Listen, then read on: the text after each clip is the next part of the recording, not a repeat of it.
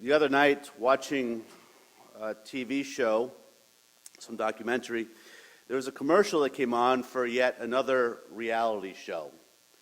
I think we're running out of topics. I'm not sure how they can get a whole series based on the topic that they were talking about, but whatever. But you know, when we see these commercials on TV for these upcoming shows, they like to put, like the movies, they like to put the sound bites in to attract our attention, to get us feel compelled to go back and watch it. The sound bite that they used for this television show to attract our attention was very simply, Christians hate.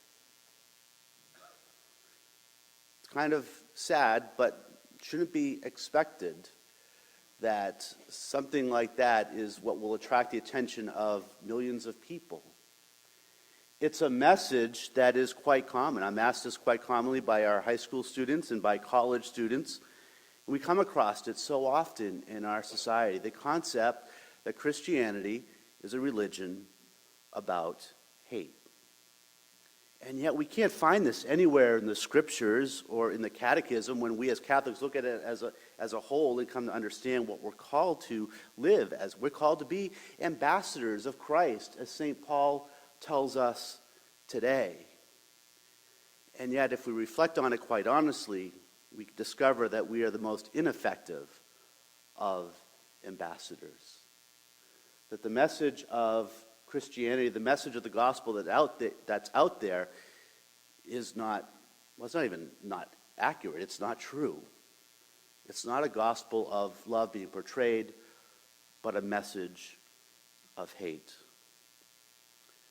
Yes, living the gospel can be quite challenging at times and difficult.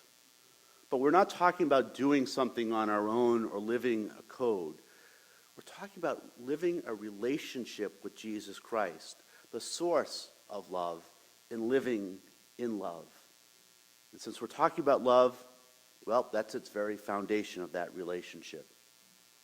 Out of love, Jesus is extraordinarily patient with us as we seek to grow into the people we've been created to be. We seek to live our true identity.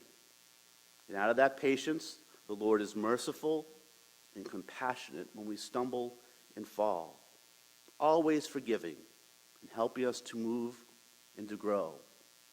That's why the Holy Father has dedicated this whole year to the Lord's mercy, to remind us of his kindness and mercy, remind us what God truly is by his nature, and by default, how we as ambassadors of Christ are meant to be.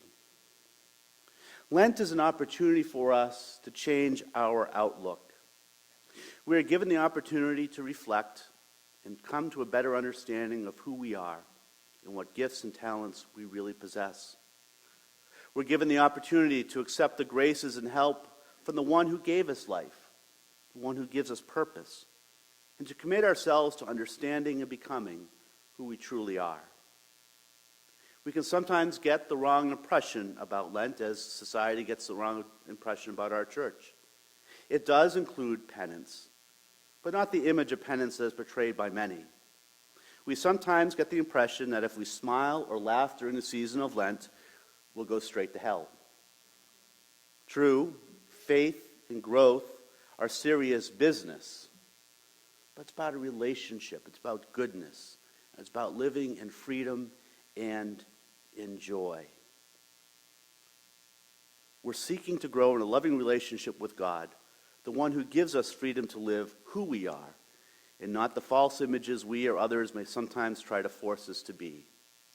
We're meant to be a people of joy, a joy that comes from the knowledge of God's love and compassion for us, a joy that comes from the knowledge of the promise of Easter, of eternal life.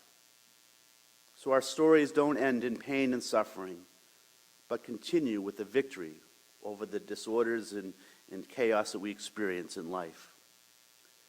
The opportunity of Lent is to shed ourselves of human limitation, to strengthen faith, hope, and love, and to be true ambassadors of Christ each and every day.